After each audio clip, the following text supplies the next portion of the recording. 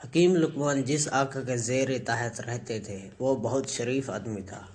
دیگر غلاموں کی نسبت حضرت لقمان سے خصوصی شفقت کا برتاؤ کرتا تھا اور آپ پر مہربان تھا۔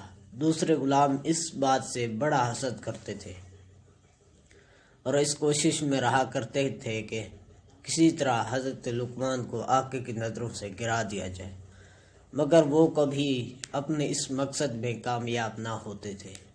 ایک مرتبہ کا ذکر ہے، آقا نے اپنے غلاموں کو شاہی باغ میں بھیجا اور یہ کہا، شاہی باغ کے درختوں سے تازہ پھل توڑ کر لاؤ۔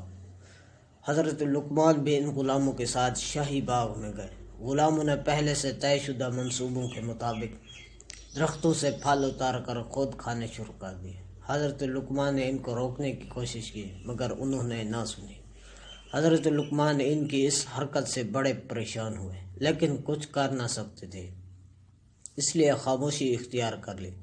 اس کے بعد سب غلام مل کر آقا کی خدمت میں حاضر ہوئے اور کہنے لگے، اے آقا، ہمارے سامنے آپ کے چہیتے لقمان نے درختوں کے پھل توڑ توڑ کر خود ہی کھانے شروع کر دیے۔ ہم تو دیکھ کر حیران رہ گئے کہ وہ اس قدر پیٹو ہے۔ اگر اتنے زیادہ پھل کیا کھا گیا ہے؟ ہم نے اس کو بہت روکا لیکن وہ نہیں مانا اور درختوں سے پھل توڑ توڑ کر کھاتا رہا۔ یہ بات سن کر آقا کو بڑا غصہ آیا اور اس نے حضرت لقمان کو ڈانٹ پلاتے ہوئے کہا، کیوں تم نے میرے باغ کو جاڑا اور درختوں سے پھل توڑ توڑ کر کھاتے رہے؟ یہ سب غلام تمہاری اس حرکت کے گواہ بن کر کھڑے ہیں، تم اس بات کا کیا جواب دیتے ہو؟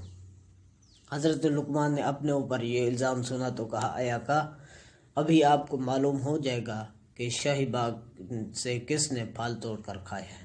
آپ یوں کیجئے کہ ایک بڑے برتن میں پانی ڈال کر اس میں لہسن شامل کریں اور چولہے پر رکھ کر خوب ابالیں۔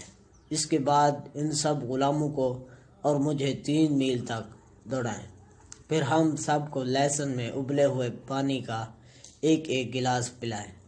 تھوڑی دیر بعد ہمیں قے آئے گی اور جس نے جو کچھ کھایا ہو وہ قے کے ذریعے باہر نکل آئے گا۔ یہ بات سننا تھی کہ سب غلام گھبرا کر ایک دوسرے کی شکل دیکھنے لگے، لیکن کچھ کہہ نہ سکتے تھے اور نہ ہی یہ کہہ سکتے تھے کہ ہم ایسا نہیں کریں گے۔ جناب آقا نے حضرت لقمان کے کہنے کے مطابق عمل کیا۔ جب حضرت لقمان سمیت سب غلام دوڑ لگا کر واپس آئے تو آقا نے لہسن میں ابلے ہوئے پانی کا ایک ایک گلاس سب کو پلایا۔ اس کی وجہ سے سب قے کرنے لگے۔ حضرت سلیمان نے یہ پانی پی کر قے کی تو سوائے پانی کے کچھ بھی نہ نکلا۔ جب دوسرے غلام نے قے کے ساتھ تمام کھایا ہوا پھل نکالنے لگے، جو جو پھل کسی نے کھایا تھا وہ قے کے ذریعے باہر نکالتا جا رہا تھا۔ اس طرح حضرت لقمان کی حکمت سے اصلی چور بھی پکڑے گئے اور حضرت لقمان کا مرتبہ اپنے آقا کی نگاہ میں اور بھی بلند ہو گیا۔